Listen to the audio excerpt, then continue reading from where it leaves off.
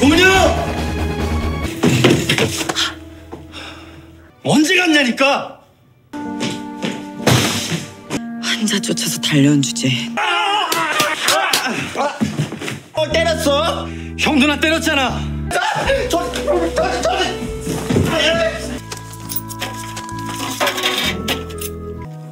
고마워.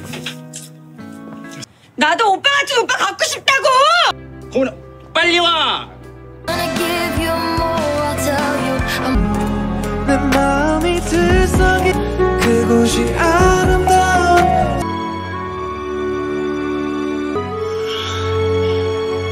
둘, 셋!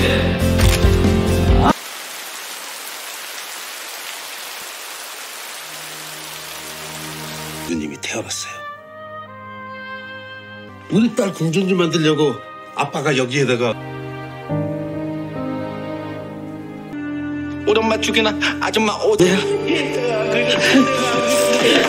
아니라고 말해!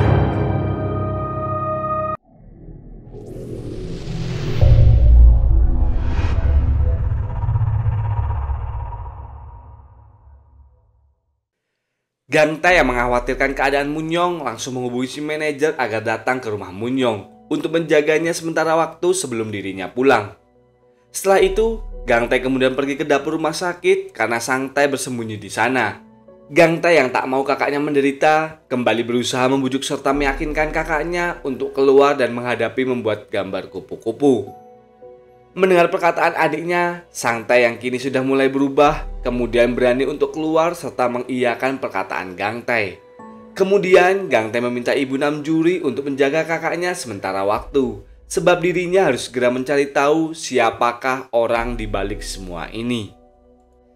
Kemudian ia pun pergi ke ruang si direktur untuk melaporkan hal itu yang ternyata si direktur sudah mengetahui semua masalah yang terjadi. Dan mereka pun kemudian melihat rekaman CCTV untuk mengetahuinya.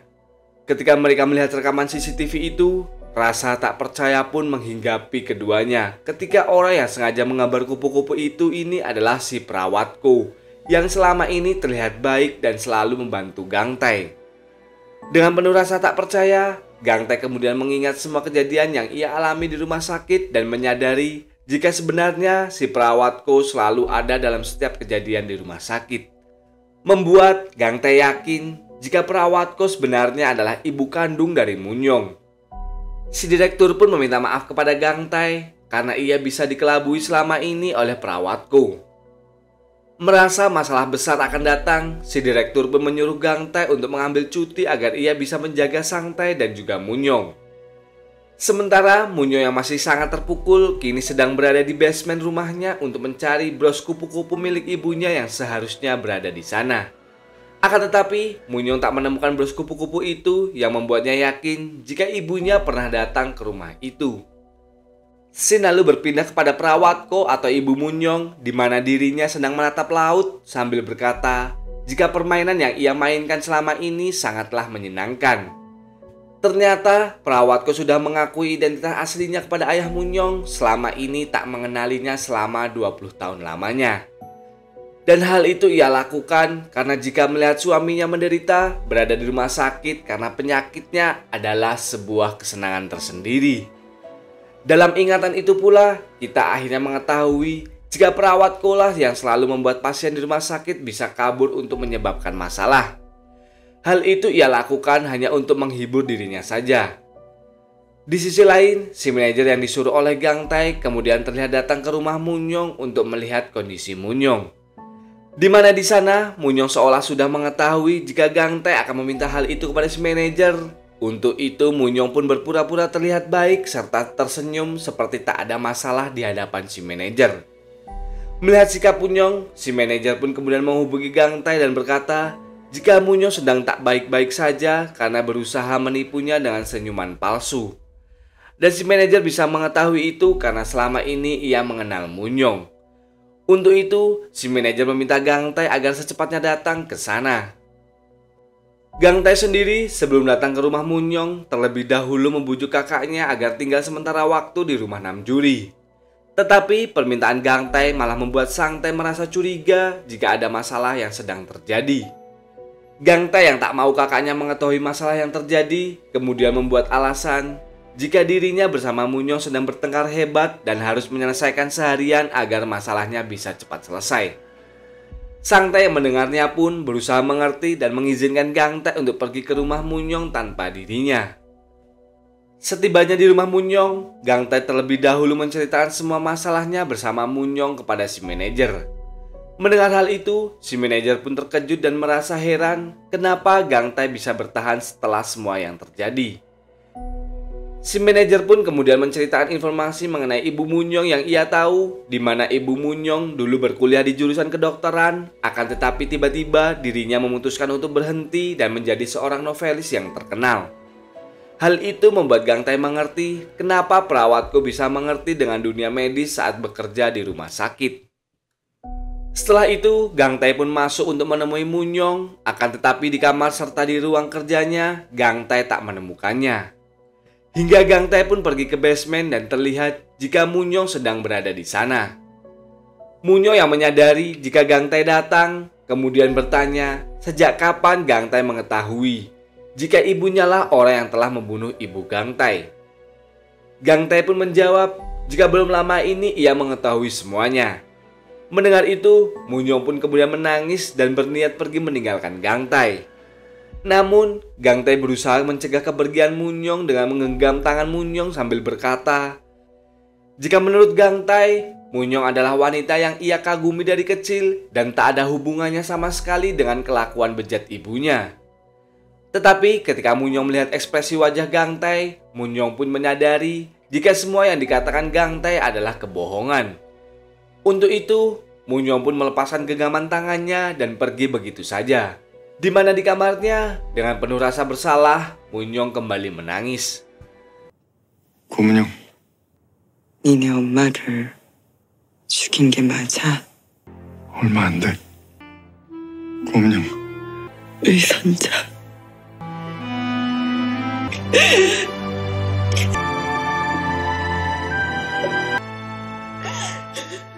Sementara sahabat Gang Tae yang menyadari ada sesuatu yang tak beres karena Sang Tae kembali tinggal di rumah Namjuri berusaha menghubungi Gang Tae. Tetapi panggilan itu tak dijawab oleh Gang Tae, membuatnya mencoba menanyakan hal itu kepada Sang Tae. Sang Tae meyakini jika memang ada sesuatu masalah yang sangat besar karena dirinya baru pertama kali melihat ekspresi wajah Munyong yang begitu sedih dan menderita. Sedangkan di rumah sakit, si direktur didatangi oleh Ibu Namjuri untuk menanyakan masalah yang menimpa Gang Tae. Tetapi si direktur tak mengatakan apa-apa dan hanya berkata jika dirinya kemungkinan akan mundur dari jabatan sebagai direktur rumah sakit. Sebab ia merasa bersalah atas semua yang terjadi kepada Gang Tae dan juga Munyong. Keesokan harinya, setelah Munyong sedikit membaik, Gang Tae pun kemudian memberitahukan jika ibu Munyong masih hidup dan identitas aslinya kini adalah si perawatku. Mendengar hal itu, Munyong pun merasa tak percaya karena menurutnya, walaupun ibunya berubah wajah serta menyembunyikan kepribadian aslinya, dirinya seharusnya bisa mengetahui hal itu. Tetapi Gang Tae mengatakan jika ayah serta si direktur yang sangat mengenal ibu Munyong pun bisa tertipu olehnya. Mendengar itu, Munyong pun meyakini jika ibunya selama ini selalu datang ke rumahnya tanpa ia ketahui. Membuatnya langsung histeris dan meminta Gang Tae untuk pergi karena ibunya kemungkinan akan datang kembali. Gang Tae yang melihat Munyong histeris ketakutan langsung memeluknya dan berkata jika dirinya tak akan pernah meninggalkan Munyong. 말도 안 돼. 빨리 이 집에서 나가. 꺼지라고 당장!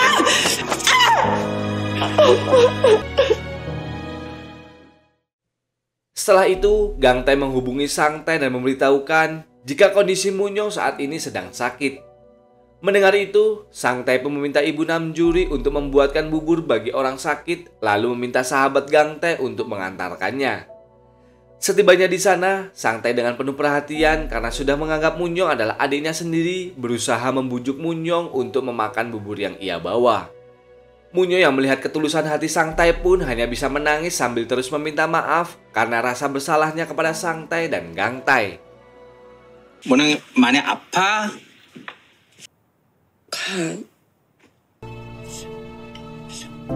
아. 이거 고소해줘. 이럴 때일수록 꼭꼭 씹어야. Sedangkan di luar, Gang Tae akhirnya menceritakan semuanya kepada sahabatnya mengenai masalahnya dan meminta kepada sahabatnya untuk tak menceritakan hal itu kepada Sang Tae. Mendengar itu, sahabatnya malah menyuruh Gang Tae untuk tak pernah meninggalkan Munyong apapun yang terjadi. Karena menurutnya mereka sama-sama membutuhkan satu sama lain. Mendengar support dari sahabatnya membuat perasaan Gang Tae sedikit lega. Bahkan Gang Tae semakin terharu melihat kakaknya yang kini sudah menerima sepenuhnya Munyong sebagai bagian dari mereka. Kemudian Gang Tae menemukan sebuah paket yang di dalamnya berisi buku dongeng yang ditulis oleh Munyong. Ketika Gang Tae membaca buku itu sampai akhir, di lembar terakhirnya Gang Tae menemukan sebuah pesan dari ibu Munyong yang berkata, jika semua yang gagal harus segera dibuang. Hal itu membuat Gang Tae meyakini jika ibu Munyong akan berbuat sesuatu. Dan tanpa Gang Tae ketahui, ibu Munyong saat ini sedang berada di dekat rumah Namjuri. Sementara Munyong tanpa diketahui oleh Gang Tae terlihat menghubungi seseorang untuk melakukan sesuatu. Di mana ketika pagi si asisten terlihat membangunkan si manajer karena si manajer harus melihat berita penting. Di mana ternyata orang yang semalam dihubungi oleh Munyong adalah si wartawan, di mana Munyong menyuruh si wartawan untuk merilis sebuah berita jika lanjutan novel karya ibunya yang selama ini sangat dinantikan akan ia rilis. Hal itu sengaja dilakukan oleh Munyong untuk memancing ibunya keluar. Sedangkan Sang Tae sendiri sedang berusaha menghubungi kakaknya, tapi tanpa ia duga ternyata ia sedang bersama ibu Munyong. Hingga ketika Gang Tae datang ke rumah Namjuri untuk mengecek keadaan kakaknya, tiba-tiba dirinya mendapatkan panggilan dari kakaknya, akan tetapi ketika diangkat yang berbicara tak lain adalah perawatku. Membuat Gang Tae sangat khawatir dan meminta perawatku untuk mengatakan di mana lokasinya. Ternyata perawatku saat ini berada di rumah Munyong. Sedangkan saat ini Munyong sedang bersama si manajer sedang dalam perjalanan untuk menghadiri perilisan novel karangan ibunya. Menyadari jika sesuatu yang buruk sedang terjadi ketika melihat gerakan si manajer yang seolah menjauhkan dari rumah, Munyong pun menyuruh si manajer untuk menghentikan mobilnya dan langsung kembali ke rumah. Sedangkan Gang Tae yang terlebih dahulu datang ke rumah Munyong langsung panik ketika melihat Sang Tae tak sadarkan diri. Tetapi perawatku berkata jika dirinya belum melakukan apapun kepada Sang Tae dan hanya memberikannya obat penenang. Dengan wajah kesal, Gang Tae kemudian bertanya alasan perawatku melakukan semua ini kepada mereka. Mendengar itu, perawatku berkata jika lukisannya yang paling sempurna telah dirusak oleh Gang Tae yaitu Munyong. Mendengar itu, Gang Tae pun berteriak dengan penuh emosi karena ibu Munyong hanya menganggap Munyong sebagai lukisannya saja. Mendengar itu, perawatku pun balik membentak Gang Tae dan berkata jika gara-gara kehadiran Gang Tae membuat Munyong tak lagi menurut kepadanya. Karena itu, dirinya merasa harus membuang karya gagal seperti Munyong. Di mana si perawatku akan memberikan kesempatan untuk Gang Tae dan kakaknya untuk pergi menjauh serta tak lagi berhubungan dengan Munyong. Jika tidak, maka dia akan membunuh mereka di sini. Mendengar pilihan itu, Gang Tae pun berusaha tak terprovokasi dan tak menuruti keinginan si perawatku. Akan tetapi, ketika perawatku mengatakan jika dirinya membunuh ibu Gang Tae karena hal sepele, membuat Gang Tae pun terprovokasi dan langsung mencekik perawatku. Di mana hal itu seolah bagian dari rencananya karena tindakan Gang Tae yang mencoba menyakitinya malah membuatnya merasa senang. Gang Tae pun lalu teringat dengan kebersamaannya bersama Munyong yang membuatnya sadar dan segera melepaskan perawatku.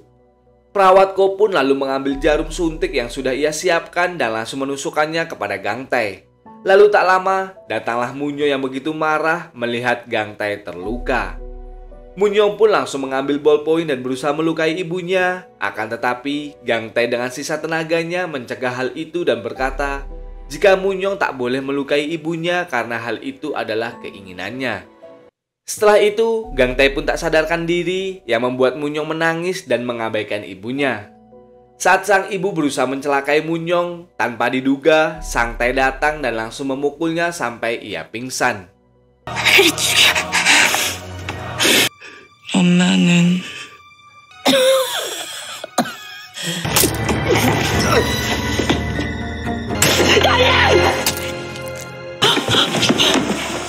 문강태! 정신 차려. 엄마 말을 잘.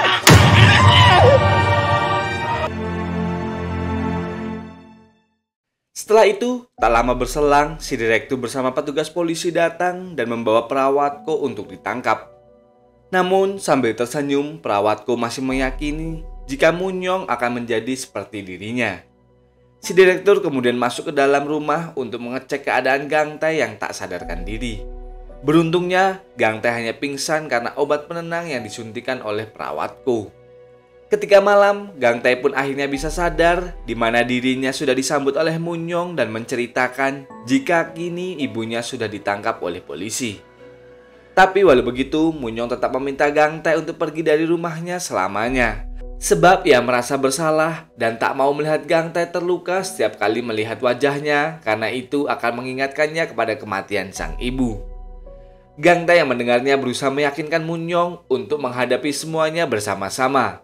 Tapi Munyong kembali berkata jika menurutnya perpisahan adalah jalan terbaik karena tak hanya Gang Tae yang terluka setiap kali melihat wajahnya. Munyong pun merasakan hal yang sama dan menderita ketika melihat wajah Gang Tae karena merasa bersalah. Untuk itu, Munyong pun meminta Gang Tae dan juga Sang Tae untuk pergi meninggalkan rumahnya besok. Mendengar keputusan Munyong itu, Gang Tae pun hanya bisa terdiam karena di dalam hatinya Gang Tae pun merasakan apa yang dikatakan oleh Munyong. Keesokan harinya, saat di rumah sakit, Gang Tae menyerahkan surat pengunduran diri kepada si direktur dan berkata jika dirinya mulai hari ini ingin sekali menikmati waktunya bersama orang yang ia sayangi. Mendengar itu, si direktur pun mengerti dengan keputusan Gang Tae, di mana Gang Tae kemudian menemui Munyong yang sedang tertidur dan bermimpi buruk. Kemudian, Gang Tae kembali memberikan boneka pengusir mimpi buruk miliknya, sementara Munyong meminta Gang Tae untuk berkemas. Akan tetapi, Gang Tae mengatakan jika dirinya tak akan melakukan itu karena kini Munyong tak akan bisa hidup sendirian setelah mengerti akan pentingnya sebuah kehangatan keluarga. Munyong yang mendengarnya terlihat malu dan langsung menutup dirinya dengan selimut membuat Gang Tae marah karena sifat keras kepala dari Munyong. Keesokan harinya, Munyong yang masih bimbang mendapatkan panggilan dari Namjuri yang memintanya untuk datang ke rumahnya karena ibunya sedang sakit. Tentu saja, Munyong menolak permintaan itu, tapi pada akhirnya dirinya datang ke rumah Namjuri yang mana di sana ternyata ibu Namjuri terlihat sehat dan baik-baik saja. Tentu saja, Namjuri melakukan itu karena rencana semua orang yang khawatir kepada Munyong agar ia mau makan. Munyong pun pada akhirnya mau makan di sana dan bertanya kepada ibu Namjuri kenapa semua orang begitu perhatian kepadanya. Ibu Namjuri berkata jika semua orang menyayangi Munyong karena Munyong mau menerima Gang Tae yang tak memiliki apapun selain kebaikan hatinya. Mendengar itu, Munyong pun hanya bisa terdiam sambil kembali memikirkan keputusannya yang telah meminta Gang Tae pergi. Setelah kembali ke rumah, ternyata Sang Tae sudah menunggu Munyong untuk memperlihatkan sesuatu. Di mana ternyata itu adalah gambar Gang Tae yang ia gambar ketika Gang Tae memperlihatkan ekspresi wajah bahagianya. Dan Sang Tae pun meyakini jika itu adalah ekspresi yang menunjukkan kebahagiaannya karena bisa bersama Munyong. Hal itu pun membuat Munyong menangis karena ia baru mengetahui jika Gang Tae sebahagia itu ketika sedang bersamanya. Keesokan harinya, Munyong datang ke rumah sakit untuk melihat pohon yang ditanam Gang Tae dan juga Sang Tae sebagai wujud ibu mereka yang sudah meninggal. Dengan adanya foto keluarga mereka bertiga. Tak berselang lama, Gang Tae pun datang dan berkata jika dirinya akan berusaha sekuat tenaga untuk menjaga Munyong sampai kapanpun. Mendengar itu, Munyong malah sedikit berakting dan berpura-pura mengabaikan Gang Tae. Hingga karena itu, membuat Gang Tae yang terus mengutarakan perasaannya kepada Munyong. 사랑해, 고문영. 사랑한다니까? 사랑해! 고문영 사랑해! Setelah di rumah, Munyong pun akhirnya luluh dan langsung mencium Gang Tae. Keesokan harinya, Gang Tae meminta Munyong untuk kembali menulis karena dirinya sangat menantikan cerita-cerita yang ditulis oleh Munyong dan Sang Tae. Mendengar permintaan itu, sambil menunjukkan gambar yang digambar Sang Tae, Munyong pun berjanji akan menyelesaikan karya terbarunya bersama Sang Tae. Kemudian, Munyong mendatangi si manajer untuk menawarkan sesuatu yang menggiurkan bagi si manajer. yaitu cerita dongeng buatannya atau cerita akhir dari novel karangan ibunya yang sangat dinantikan oleh semua orang. Di sini, si manajer seolah lebih memilih cerita yang ditulis oleh Moon-young dan membiarkan novel karangan ibunya. Tetapi setelah Moon-young pergi, si manajer mengirimkan pesan kepada si asisten untuk mengambil dokumen yang berisi novel karangan ibu Moon-young. Akan tetapi, si asisten ternyata tak melakukan hal itu karena si manajer salah mengirimkan pesan dan malah mengirimkan pesan itu kepada Moon-young, membuatnya ketakutan karena takut Moon-young akan marah. Namun kali ini, ternyata Moon-young sudah sedikit berubah dan lebih memahami jika memang si manajer sangat membutuhkan uang. Yang mana Moon-young kini terlihat mendatangi ibunya di penjara untuk terakhir kalinya. Di sana ibunya masih meyakini jika Moon-young akan menjadi seperti dirinya. Namun Moon-young pun berkata dirinya sangat kasihan kepada ibunya yang tak pernah merasakan kehangatan dan cinta dengan tulus oleh seseorang. Untuk itu Moon-young berkata jika dinyatakan pernah menjadi seperti ibunya karena dirinya sudah merasakan kehangatan keluarga yang tak pernah ibunya rasakan. Moon-young pun lalu pergi ke rumah sakit untuk melihat Sang-tae menyelesaikan lukisannya. Dan kini Sang-tae sudah tak takut lagi dengan kupu-kupu. Di sisi lain, ternyata si manajer bersama asisten sedang sibuk di tempat sampah untuk mencari berkas novel karangan ibu Moon-young. Hingga karena tak kunjung ketemu, si asisten pun pergi meninggalkan si manajer. Dan ketika di rumah, Namjuri yang baru masuk kemudian mencium aroma tak sedap karena si asisten yang bau sampah. Namun ternyata bau sampah yang dicium Namjuri ternyata karena si asisten menemukan berkas novel yang dicari oleh si manajer. Dirinya sengaja menyembunyikan berkas itu karena ingin membuat si manajer sedikit pusing. Singkat cerita, buku dongeng yang dikarang Moon-young bersama Sang-tae sudah selesai dibuat. Di mana dengan penuh kebahagiaan, Sang-tae langsung membawa buku itu ke pohon yang melambangkan ibunya untuk memamerkan hasil kerja kerasnya bersama Moon-young. 드디어 우리 책 나왔다. 내 이름은 문상태요. 엄마, 문상태 엄마. 나도 이제 작가님. 깊은 숲속 어느 성에 소리만 요란하고 속이 텅 빈 깡통 공주. 그리고 엄마, 잘 그렸죠. 엄마. Setelah itu, si direktur kemudian membuat acara di rumah sakit untuk mendongengkan buku karangan Moon-young dan juga Sang-tae. Di acara itu, setiap pasien yang dulu menjadi bagian dalam rumah sakit diundang untuk mendengarkan dongeng tersebut. Ketika pembacaan dongeng dilakukan, Moon-young seolah menulis semua ceritanya dari kisah masing-masing para pasien rumah sakit yang akhirnya menemukan kebahagiaan mereka masing-masing. Akan tetapi, acara dongeng itu tak berjalan sampai selesai karena lagi-lagi Moon-young dan Sang-tae malah bertengkar di panggung.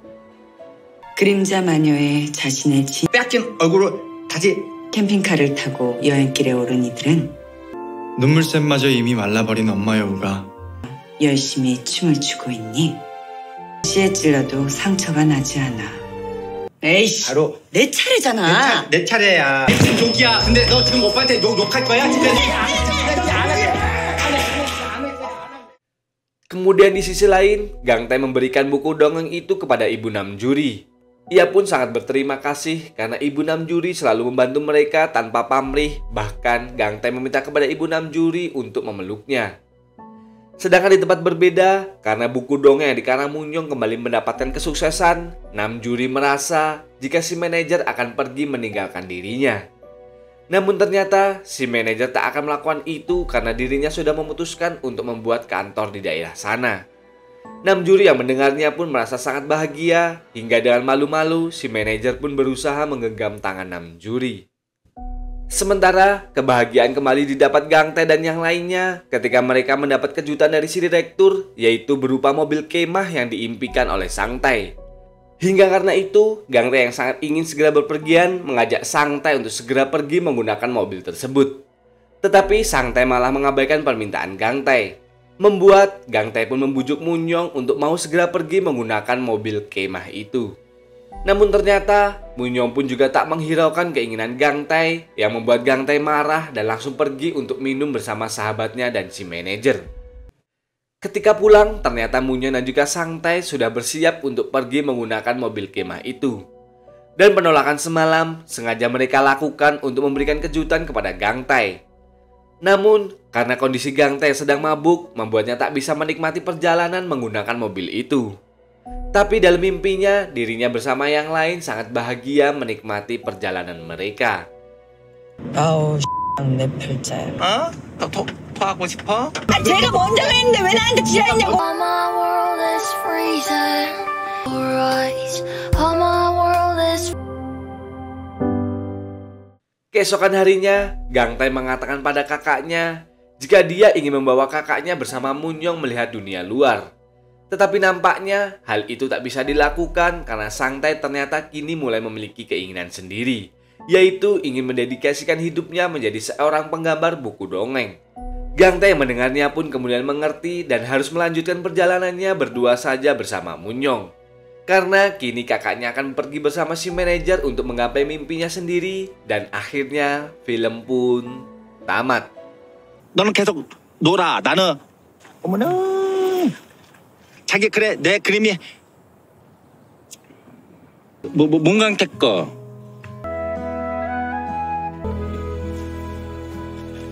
나도 고마워.